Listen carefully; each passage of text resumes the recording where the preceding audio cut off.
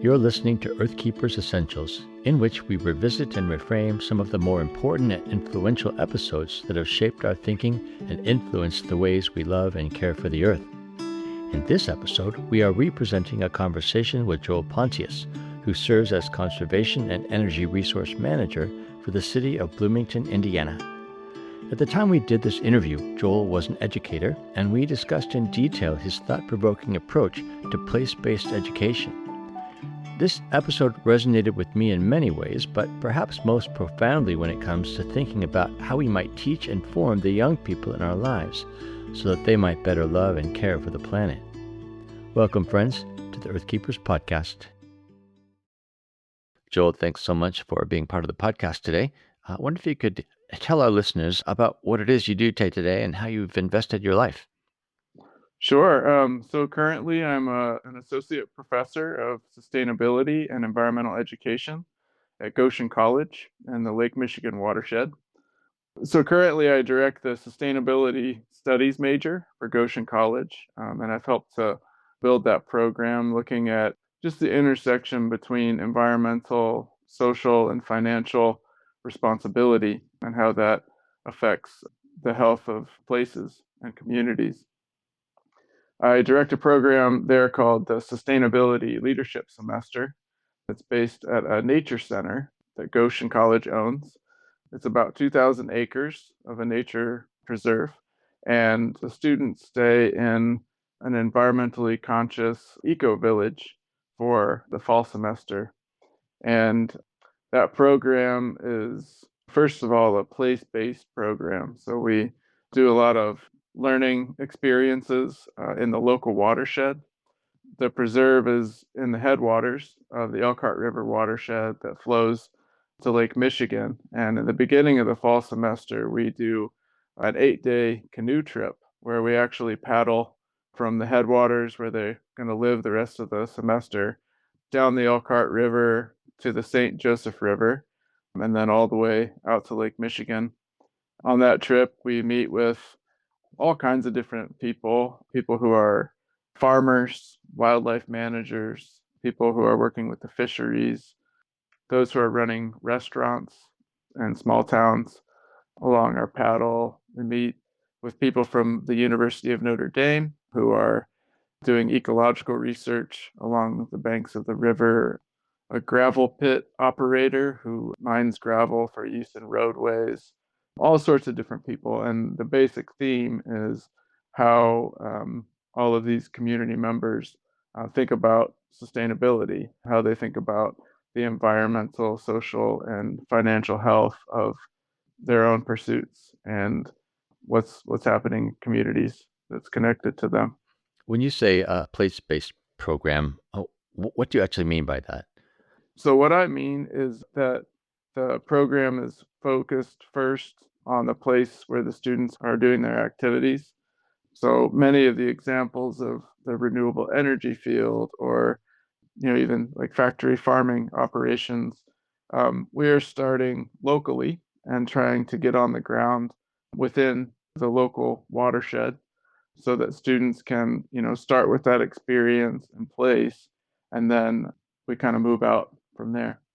So in their context, I try to provide experiences for the students where we're actually eating from the local nature preserve, foraging for wild plants, mushrooms, with plenty of supervision, of course, and also a lot of humility. We have to question ourselves too, especially with the dangerous things like wild mushrooms, or working with the sustainable farm that the college runs, taking care of chickens or goats or whatnot.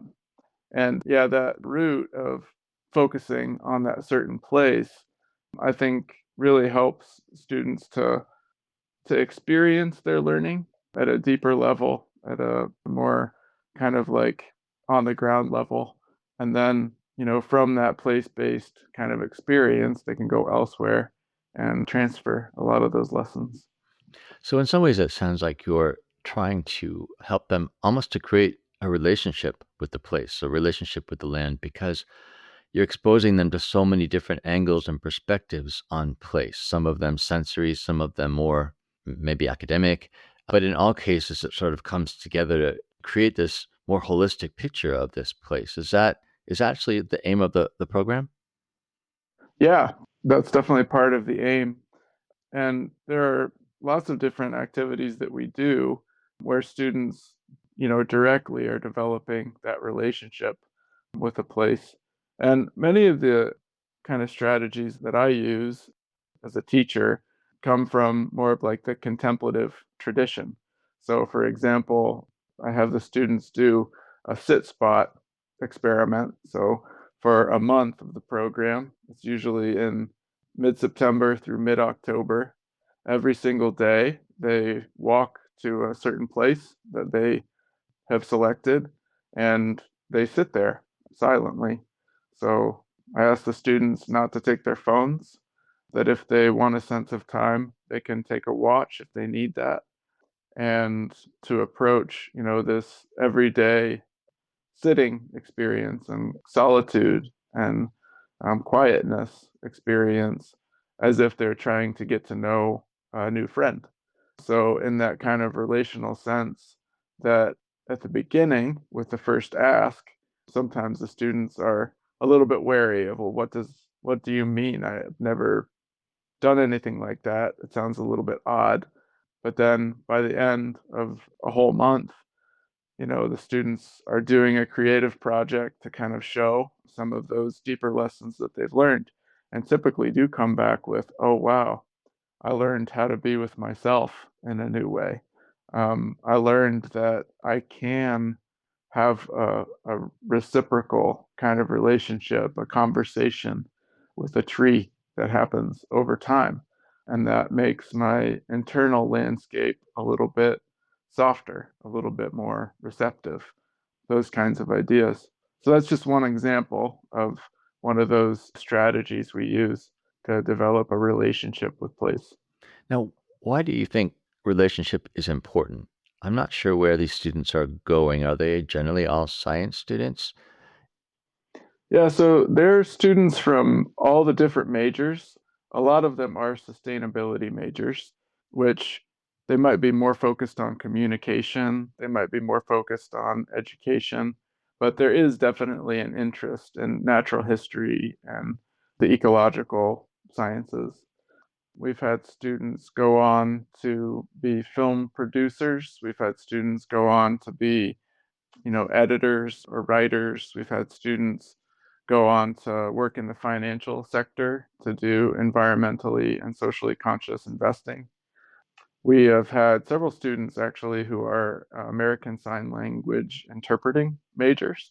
And so what they're doing in the program is they're getting more of a handle, especially on those natural systems, and hoping to find a niche where they can help translate the natural world um, in a new way through their sign language interpreting. Mhm. So, why does it make a difference? Or maybe I'll ask this: how do you hope it will make a difference for them to be engaging creation, engaging the place around them in a more relational way, in a way that probably is foreign to most of them when they start out in this learning process? Yeah, I mean, here we are in this cultural moment where, humans, animals of the same species, are having almost an inability to connect with each other. In the United States, it's this kind of political gridlock where, it's hard for people to listen to someone who's different from them. If you take it at a place level, if we're having more of those conversations with the creation, with the natural world, with the watershed, all of a sudden, the other, which might be a yellow warbler, which might be a snapping turtle, which might be a chicken in the farmyard, expands quite a bit. So then this ability to have a conversation with the tree, I think, can actually translate in the ability to value the differences between ourselves and other humans. So one of the things that I hope for and that I've definitely observed in my students is that they have more courage to connect and develop relationships with those who are different from them. In the community development context, that makes a huge difference when there's the courage to sit down with a person who might have markedly different political ideology than you and be willing to listen and be willing to take that time. So I got to know you primarily through your writing, through an essay that we republished for a different journal. But I read that essay and I realized I really needed to meet you. I needed to hear more about what was going on behind that. And so, while I don't usually do this in the podcast, have people read lots of stuff, I'm actually hoping that we can read a good part of your essay because I want listeners to hear that. And then I want that to be our springboard for some of the questions I have. So, I wonder if you could read that first part and talk about the title of your essay, Hearts Like This. Hearts like this.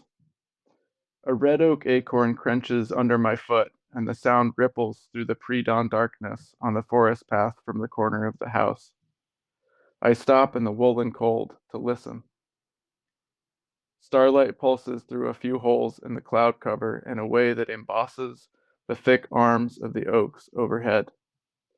Just how many creatures have they fed over the generations in this place, and what kinds? A twig snaps. In the back of my belly, I feel the hollow thudding of hooves in the red maple swamp below. White-tailed deer do not usually flee very far in the dark if they haven't picked up human scent. The wind drifts up slope into my face, so I don't think they smelled me. I bump along the trail for a quarter mile and use a climbing tree stand to shimmy up the hard sides of a pignut hickory.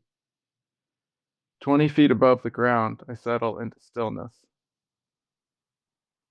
Light seeps onto the lake before it crawls into the woods.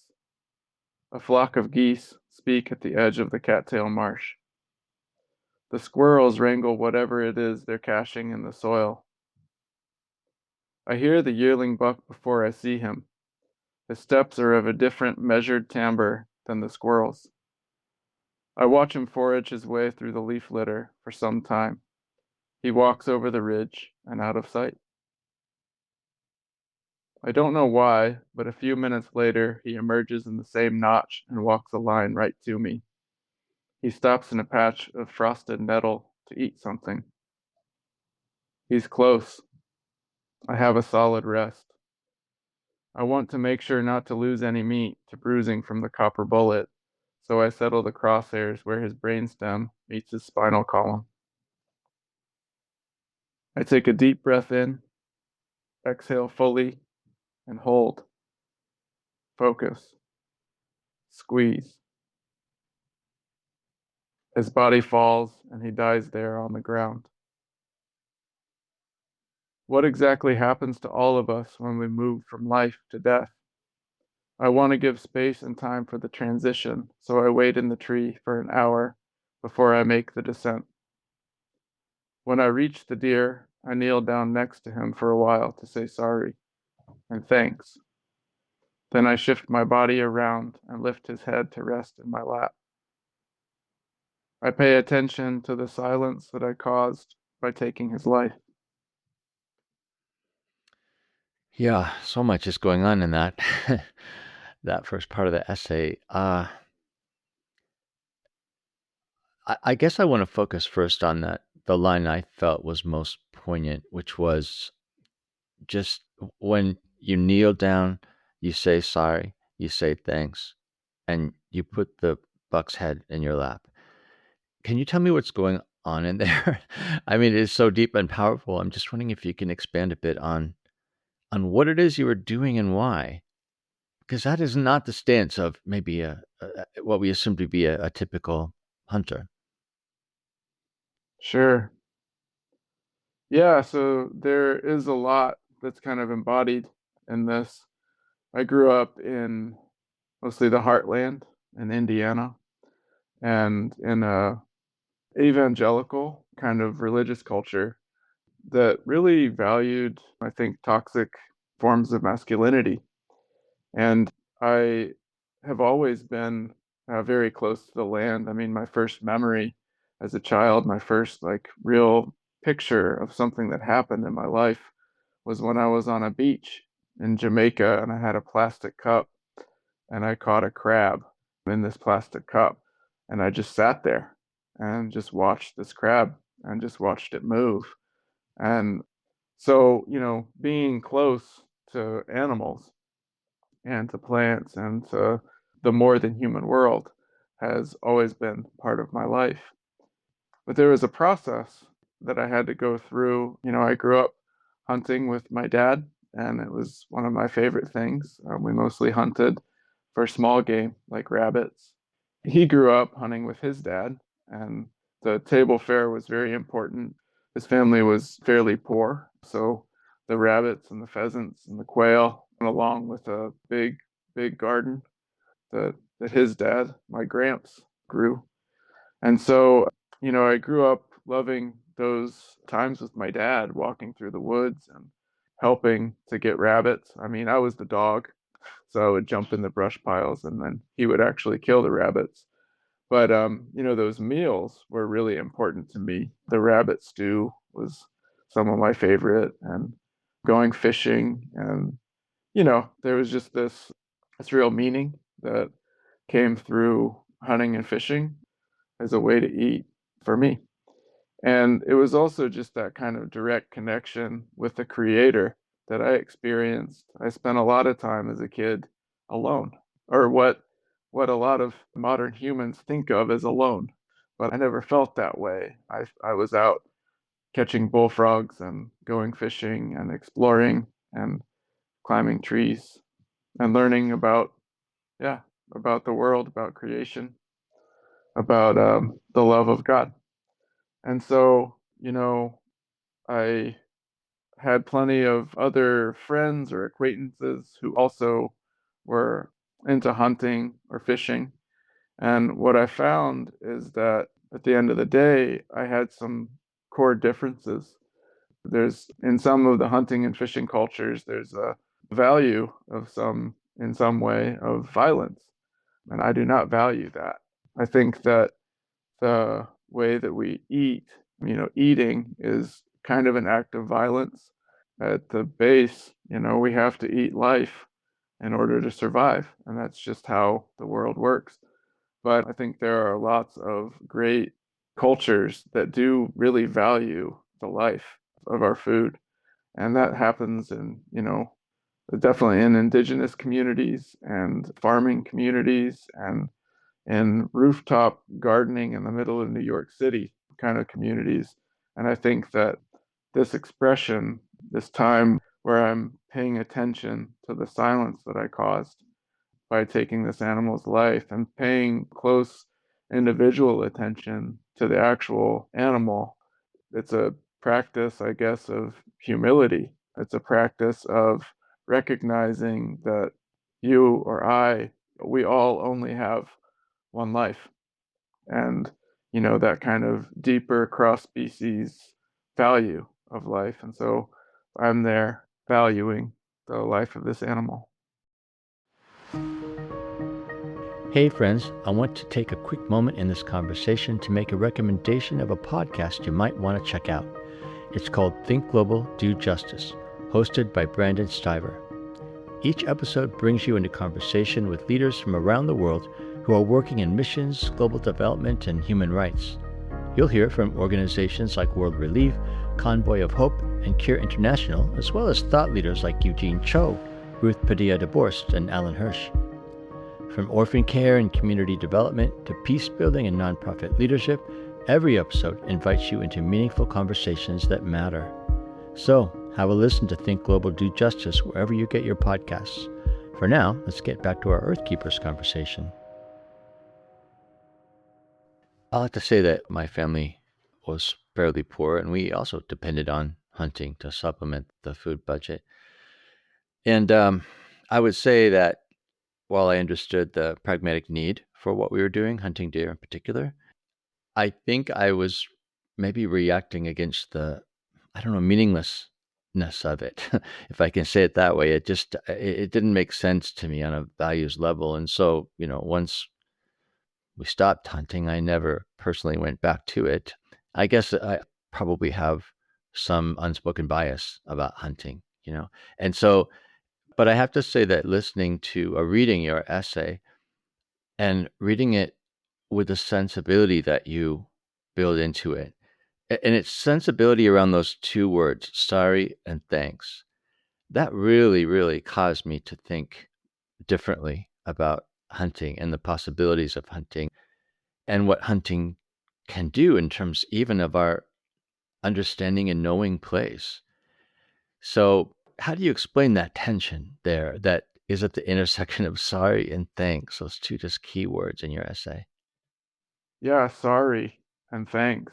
I think that there is just, it's inevitable that we cause death by existing. And I'm sorry for that. I'm sorry for all of us. It's kind of like, I wish it wasn't, I wish that wasn't the case. And thank you, just that basic gratitude. I think that, I mean, you probably can think of many different very special meals that you've had where you got that full sense of, oh, I have most of the picture of what went into this. Something maybe you've grown or something that you've hunted or fished for or foraged or, those kinds of stories where we can kind of close the loop and we can see that vibrant animal, that wild animal that is healthy and that like here is the moment where I'm sorry that you had to die in order for me to eat you and my family and friends and others. And that, yeah, that thanks, that gratitude, I think that, that kind of positioning or that kind of posture is the best that we can be as humans when we're living a life that is, deeply grateful. And obviously, we all have moments where we're not there. But what I've found is that through, this kind of intimate practice of hunting for food, I find moments where I can access that, which comes with the loss of life. It seems to me that when you talk about thanks, it might be a fundamentally different sort of thanks, perhaps, than what most people are used to giving for their food. Maybe we'll thank God or sort of give a general expression of gratitude for what we have. But in this case, you're thanking the buck. You're saying thanks to that being. And to me, that speaks of some underlying values of respect for this other creature, but even of relationship in the sense that you are not attributing personhood necessarily, but beinghood, right?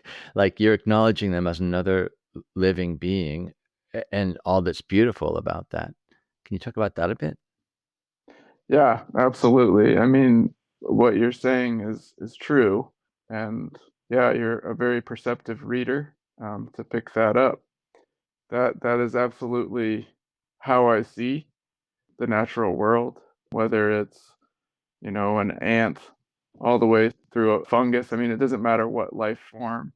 I do believe in the beingness and that life force that is not unique to humans. And I think that, I mean, I say I think that, but it's mostly a sense of feeling. It's a sense of, being close enough to feel the intelligence that is there and also the difference. And it's like, so for me in that kind of practice, like you said, I'm not saying you're a person, but I am respecting the difference. I'm respecting the difference by communicating. I understand quite a bit about how deer communicate with each other, but I could never say that I could speak to the deer in a way that is uniquely deer. So, as human, saying thank you, yeah, is definitely a type of, I think, respect that we can pay to humans, we can pay to non humans on all different levels of what we call consciousness. And I guess at the end of the day, I'm not sure what to say in kind of that metaphysical sense of how things work, but I do know that it resonates kind of from an internal place to say, like, it kind of changes our lives to have that gratitude, to have that respect. And I see it not only playing out with the approach of a deer, but also the approach of others, humans and non, on the planet. So I appreciate the fact that you struggle to give words to some of this stuff that's more numinous and unexplainable, right? I mean, I totally agree. I understand what you mean when really at best, we can call it a feeling. Like we're perceiving, we're processing, we're connecting on a level that's not necessarily intellectual. I will ask the question though, you're a scientist, and here you are talking about sort of metaphysical ideas, concepts, and it's not scientific language.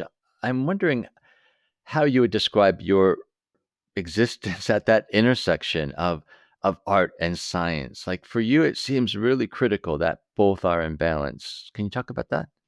Yeah, so I have definitely been put in the science camp by, I understand everybody needs to be sort of defined, but I think that, in terms of the actual relationship, the actual kind of mixture of all the things that are going on when we're in the landscape, when we're out on the water, in the woods, in different places, that the language of poetry works as well as anything to describe what's actually happening. And so I've always had that deep interest in life on the planet and biodiversity, and that interest in experience. I have stories of letting a snapping turtle bite my finger because I just couldn't shake the curiosity, like, well, my dad told me it'll bite my finger off, but this is a little one and I have to experience that.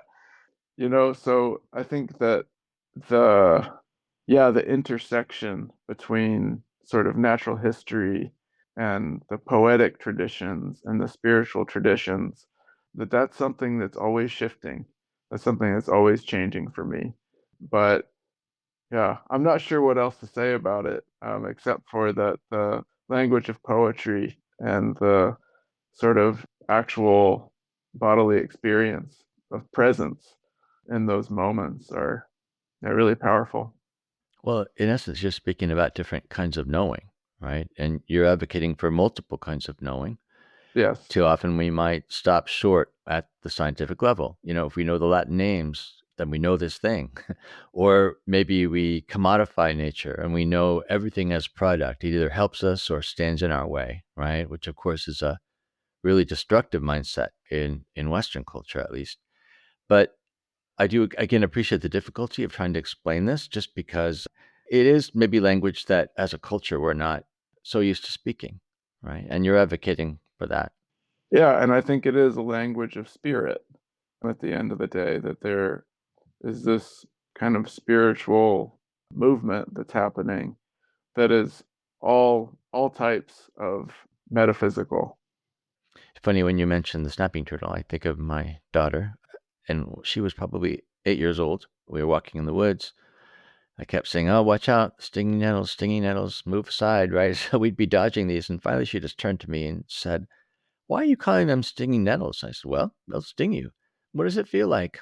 "Well, it stings." And she goes, "What if I touched it right now?" I said, "What if you did?" And so she thought about it, and she really wanted to know this plant in terms of, its plantness beyond its name. So she took a big old fistful of stinging nettle and, then snapped her hand away. And sure enough, the rest of the day she was stinging. But for her, that was worth it, you know? In fact, in some ways, those early experiences of experiential learning and experiential encounter really set the tone for much of her life. That is a lot of her attitude toward life, is she needs to know on more than a head level. Right. Yeah, exactly. Well, speaking of kids, you have kids. You have two daughters. I do. I do. One of them figures prominently in this essay. So I'm wondering if you wouldn't read the rest of the essay to us, and then we can talk about that. Sure. I think my 7-year-old daughter Emerson, who suggested that I hunt this morning, will want to be part of the rest of the process, so I walk home. From the woods, I see her eating cereal in a kitchen chair she pulled in front of the wood stove. I open the sliding glass door and lean inside. You got a deer, didn't you? Emerson asks with confidence. She told me last night when I tucked her in that it would be so. He's beautiful. Would you like to help? She runs upstairs to get dressed. We walk out the back door. At the threshold of the forest, the wind swirls and casts beaded snow across frozen leaves. Emerson throws her arms in the air in response. We hear something else in the sheen of sound. Chins to the sky, we search for the troops of sandhill cranes who speak to each other above the piebald clouds. We steep in this scene, then continue along the path. When Emerson sees the deer, she jogs to him, pets his back, and runs one of his ears through her fingers. I give her some time, and then I ask where she thinks we should take the deer to remove the organs from his body. She looks to the eastern sky. Right over there by the fairy pond, she points rhythmically, because there's an open spot where the turkey vultures will be able to see the parts we won't eat. She appears to be thinking something over. Will we get to see his lungs? I assure her that we will, and I affirm her thoughtfulness about the birds. Emerson, who's about 2/3 the size of the deer, grasps a back leg just above the hoof while I hold the other. We drag the deer 100 yards or so and stop for a break at the top of a rise. She picks at the edge of his hoof with her thumbnail. I'd really like to keep these hooves in my room, if that's okay. When we reach the place Emerson has chosen, I make sure the buck's belly is pointed slightly downslope to have gravity work with us. I explain how and where to split the skin just below the sternum, by reference to mine. I split the hide with the tip of my knife blade and make a small slit into the animal's muscle. Would you like to help me? Emerson nudges closer and takes the handle of the knife. I guide her hand as we cut slowly most of the way to his hind legs. I ask Emerson to hold up the 2 legs on his left side so I can sever the diaphragm and some of the connective tissue holding in the deer's organs. Can I feel inside there before we take the parts out? She asks. I pull the rib cage open as wide as I can, loosing a cloud of steam. She peers inside and threads her hand into the mystery. I hear the movement of her palpating fingers. She removes her hand from the deer's body, looks closely at the blood on her fingers for a moment, and wipes it on her fleece. I make a few more cuts, reach into his rib cage all the way back to the spine, and roll the organs out onto the ground in one bundle.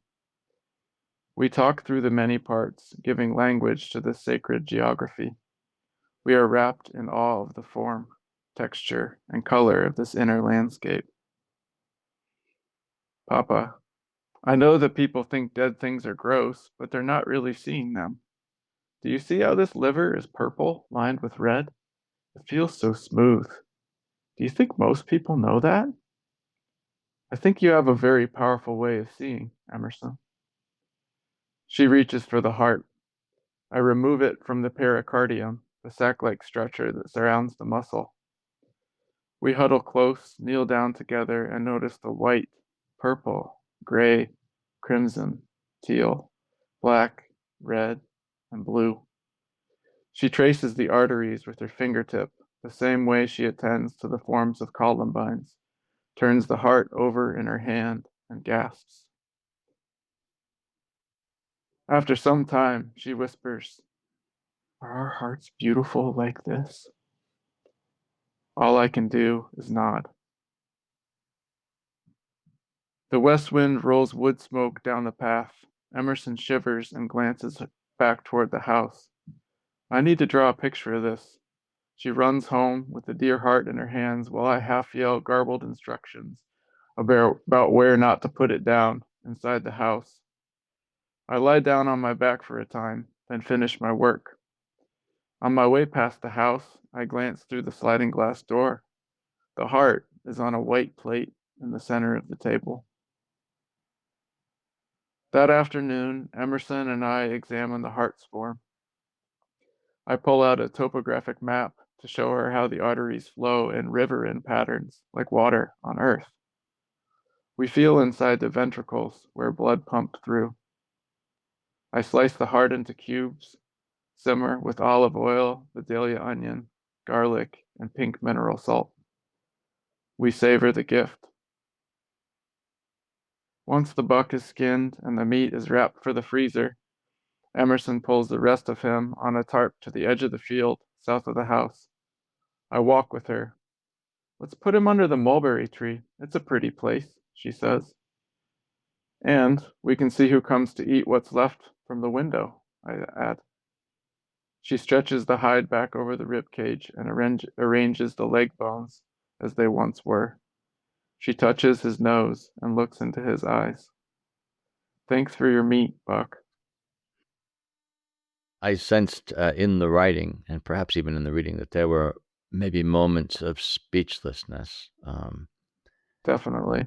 I suspect that when you see certain values, certain ways of being emerging in your children, it can be overwhelming like that. Overwhelming in many ways, but perhaps I would be overwhelmed with gratitude, for example, to see that this is the kind of person that she's becoming. How did she get to this place where she's able to make those observations? And then what are your hopes for her future as well? So Emerson has been outside in wild landscapes with me for her whole life. And she is a highly sensitive person who has just incredible observation abilities. And so I remember when she was 9 months old, I was bow hunting elk with her in a backpack, and she was in the herds, and she would make elk sounds. And so she has, even before it's possible that she remembers, this is kind of like the background and part of her life. One of the things, I mean, like I had to compose myself to read this. And especially this line, like our heart's beautiful, like this, you know,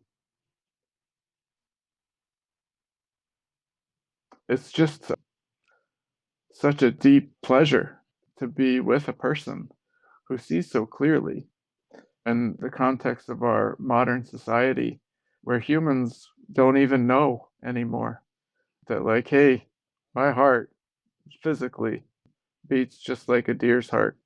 Look at what we're seeing. Look at what we're capable of seeing if we open our eyes. And so I just think that this is a real potential in human nature, especially among the healers, especially among the teachers, among the poets again. And I see all of those things in Emerson. She's 10 now and continues, she'll run outside to go forage up a salad from the yard and has this way of knowing the natural world very deeply and then also paying attention to those people who are around also deeply. I'm wondering if this ethos that you have about raising children, does it transfer to your work with college age students and graduate students? It does, I think. I mean, as a humanist, I believe in people and their abilities and like even kind of eyes wide open to the ways that like we all take shortcuts here and there where we need to or where it's just the easiest path. I think that I guess just the possibility of wonder and curiosity and also the human ability to learn how to slow down and how to pay attention, how to pay attention to, the everyday world, the others that are in the grocery store and yeah, your yard and the biodiversity that could be there. Everything from that to, the tracks that are by the river that you could learn how to follow or the bird song that you could learn how to identify. Yeah, I do very deeply believe in the students that I work with that they have this sort of innate desire to open their eyes and to see it. And it's hard to do, it's just like the great naturalist Aldo Leopold wrote that we, as ecologically conscious people, we live in a world of wounds. And I think that's true. And I think that all of us, as humans, like we're wounded as well. But then when we can open our eyes and open ourselves to, some of these deeper experiences, that we tend to find that we have more capacity than we knew was there. I would imagine that in some ways you teach against resistance. And I'm thinking maybe specifically about, on the one hand, so many of the sort of current young generation tends to struggle with climate despair, really feeling hopeless, like there's actually nothing they can do. At the same time, many students, I'm sure, will be going back home to cultures which are very resistant to the idea the climate change is real and that there's things that we can do about it. Do you find it a struggle to help them to have hope? And maybe even more important, do you find it hard to convince them that they can actually do something, that there's agency? Yeah, these are great questions. And one of the things that I talk about with my students often is this idea of scale. And so I think one of the things that adds to despair is that we try to make the individual scale into the universal. And so, no, individually, not going to move the planetary scale of the climate crisis. I think that there is a lot of reason for despair, and it's going to be stark, but just having the sense of vulnerability that it takes to say, I'm going to work at my own individual level and I'm going to do something about this. And I know that it's not going to solve it, but I know that I can do something. And I can surround myself with people who are also going to do something. And I can invite people who weren't going to do something into this. And it doesn't have to mean that their way looks like my way, but it does mean that you get kind of that collective resonance and takes the edge off of the despair. I think that in the time that's coming, we need to know how to make joy in our own lives and how to bring joy into moments of real destruction and loss. And I think that that's another thing that can be taught, like, hey, yeah, this is a major thing. It doesn't matter if you spend every waking moment of your life trying to solve it. What we really need to do is like take a break sometimes, get some rest, develop the ability to sleep well at night. Well, to circle back around it, it strikes me that this idea of developing the capacity to build a relationship with place has everything to do with what you're talking about. Because if we can focus not just on our individual capacity, but even on our individual place, it puts boundaries around the problems, right? It puts some parameters around the setting that we're working in so that maybe we don't have to be overwhelmed and thinking about the whole world, but maybe our responsibility is to this place at this time, to love that place, protect it, care for it, relate to it. Exactly. Yeah, that's incredibly well said. And it's true too that, some of these things that we don't think of as the most concrete, like walking out and really looking at the irises that just blossomed, really just taking a minute to have that love, to do that thing that shows the respect and shows the love and holds on to that capacity to have joy in the things that are alive.